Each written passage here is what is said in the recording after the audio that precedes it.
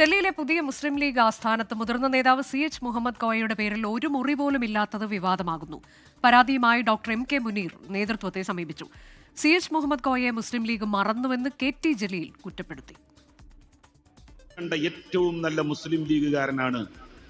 കേരളത്തിൽ വിഭജനാനന്തരം ഒരേ ഒരു മുസ്ലിം ലീഗുകാരനെ ഒരു സംസ്ഥാനത്തിന്റെ മുഖ്യമന്ത്രിയായിട്ടുള്ളൂ. അത് CH മുഹമ്മദ് കോയ സാഹിബാണ്. ലീഗിന്റെ അഖിലേന്ത്യാ സെക്രട്ടറി ആയിരുന്നു CH ഏറെക്കാലം. ആ CHന്റെ പേരിൽ ഒരു കുളിമുറി പോലും കായികമില്ലത്തെ സൗധത്തിലില്ല. അവിടെ പല നേതാക്കന്മാരെ പേരിലുണ്ട്. ഞാനതൊന്നും ഇപ്പൊ പറഞ്ഞില്ല. ഓരോ പേരിലൊക്കെ വേണം. പക്ഷെ ഒരു ബാത്റൂമെങ്കിലും നിങ്ങൾക്ക് CHന്റെ പേരിൽ ഉണ്ടാക്കിക്കൂടായിരുന്നോ? കായികമില്ലത്ത് മുഹമ്മദ് ഇസ്മായിൽ സൗധത്തിൽ ഉണ്ടാക്കിയില്ല. അപ്പ കാണുന്ന ആൾക്കാരെ അപ്പാന്ന് വിളിക്കണേ പോളിസിക്കാരെ CH ഇപ്പൊ മരിച്ചുപോയില്ലേ? അതുകൊണ്ട് മൂപ്പരെ ഇതില് വന്നില്ലെങ്കിൽ ആരും പറയില്ല. സമീർ ബിൻ കരീം വിവരങ്ങളുമായി. സമീർ, ഇതിൽ വിമർശനം ഈ തരത്തിലേക്ക് ഉയരുമ്പോഴും ഡോക്ടർ MK മുനീറിന് അതിൽ പരാതിയുണ്ട് എന്നുകൂടി അറിയാൻ കഴിയുന്നുണ്ടല്ലോ. അദ്ദേഹം നേതൃത്വത്തെ സമീപിച്ചിട്ടുണ്ടോ? കൂടുതൽ വിവരങ്ങൾ എങ്ങനെയാണ്? അനുജ, വിഷയത്തിൽ പരാതിയുമായി MK മുനീർ നേതൃത്വത്തെ സമീപിച്ചിരിക്കുകയാണ്. ഇന്നലെ രാത്രിയിൽ നേതൃത്വവുമായി അദ്ദേഹം സംസാരിച്ചിട്ടുണ്ട്.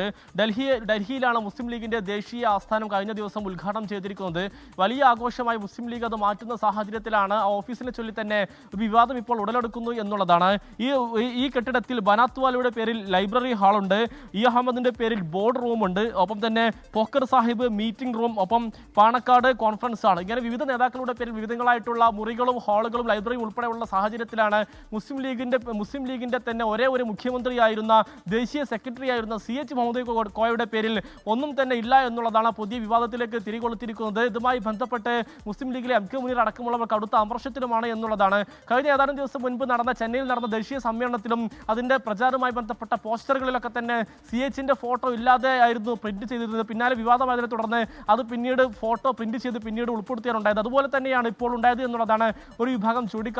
വിഷയത്തിൽ വലിയൊരു വിവാദം പാർട്ടിക്കകത്ത് ഉയരുന്നുണ്ടെന്ന് മാത്രമല്ല, വിഷയം ഇപ്പോൾ KT ജലീൽ അടക്കമുള്ളത് വിഷയം ചർച്ചയാക്കാനുള്ള ശ്രമവും നടത്തുകയാണ്. ഇതിന്റെ ഭാഗമായിക്കൊണ്ടാണ് മുസ്ലിം ലീഗിനെ രൂക്ഷമായ ഭാഷയിൽ വിമർശിച്ചുകൊണ്ട് KT ജലീലും രംഗത്ത് വന്നൊരു സാഹചര്യം ഇപ്പോൾ ഉണ്ടായിരിക്കുന്നത്. അനുജ.